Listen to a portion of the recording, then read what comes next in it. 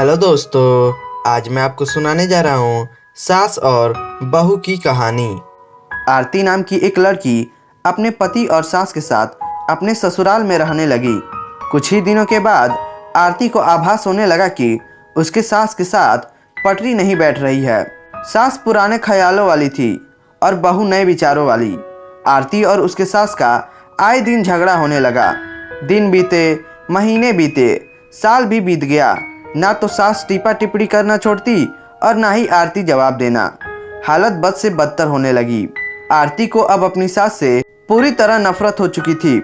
आरती के लिए उस समय स्थिति और भी बुरी हो जाती जब उसे भारतीय परंपरा के अनुसार दूसरे के सामने अपनी सास को सम्मान देना पड़ता था। अब वह किसी तरह सास से छुटकारा पाने की सोचने लगी। एक दिन जब आरती का अपनी सास से झगड़ा हुआ और पति भी अपने माँ का पक्ष लेने लगा तो वह नाराज होकर मायके चली आई। आरती के पिता आयुर्वेद के डॉक्टर थे। उसने रो रो कर अपनी व्यथा पिता को सुनाई और बोली, आप मुझे कोई जहरीली दवा दे दीजिए जो मैं जाकर उस बुढ़िया को पिला दूं, नहीं तो मैं अब ससुराल नहीं जाऊंगी। बेटी का दुख समझते हुए पिता ने आरती के सिर पर प्यार से हाथ फेरते हुए कहा, बेटी, अगर तुम अपने सास को जहर खिलाकर मार दोगी तो तुम्हें पुलिस पकड़कर ले जाएगी और साथ ही मुझे भी, क्योंकि वह जहर मैं तुम्हें दूंगा, इसलिए ऐसा करना ठीक नहीं होगा। लेकिन आरती जिद पर अड़ गई, आपको मुझे जहर देना ही होगा।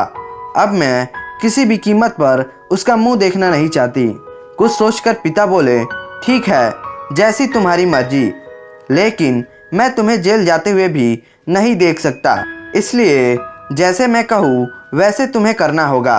मंजूर हो तो बोलो। आरती ने पूछा, क्या करना होगा? पिता ने एक पुड़िया में जहर का पाउडर बांधकर आरती के हाथ में देते हुए कहा, तुम्हें इस पुड़िया में से सिर्फ एक चुटकी जहर रोज अपनी सास के भोजन में मिलाना है।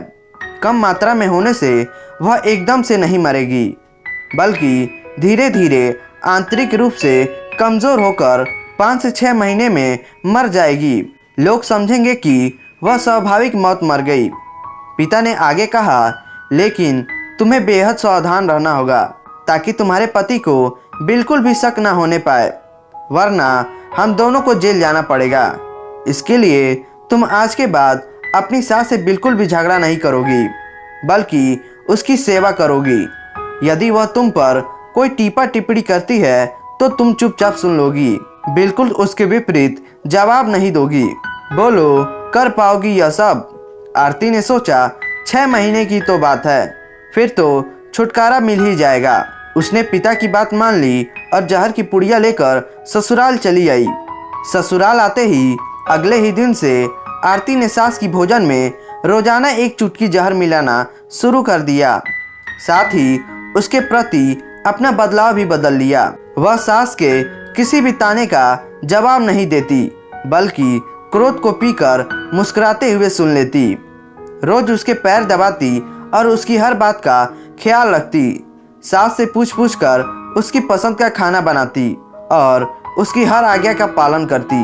कुछ हफ्ते बीतते बीतते सास के स्वभाव में परिवर्तन आना शुरू हो गया।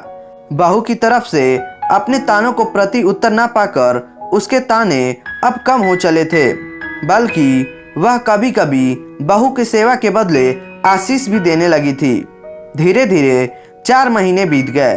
आरती नियमित रूप से रोज सास को एक चुटकी जहर देती आ रही थी, किंतु उस घर का माहौल अब एकदम से बदल चुका था।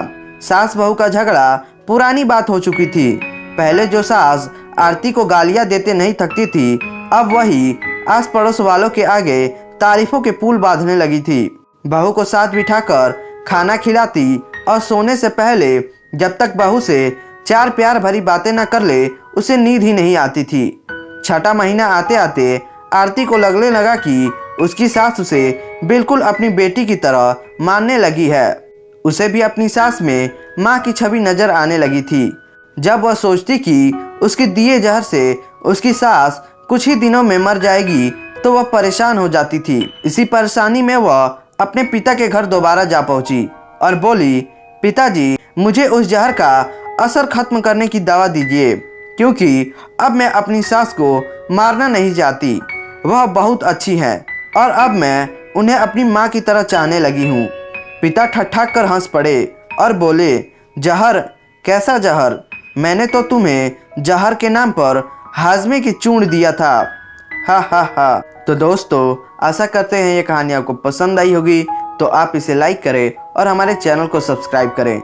धन्यवाद।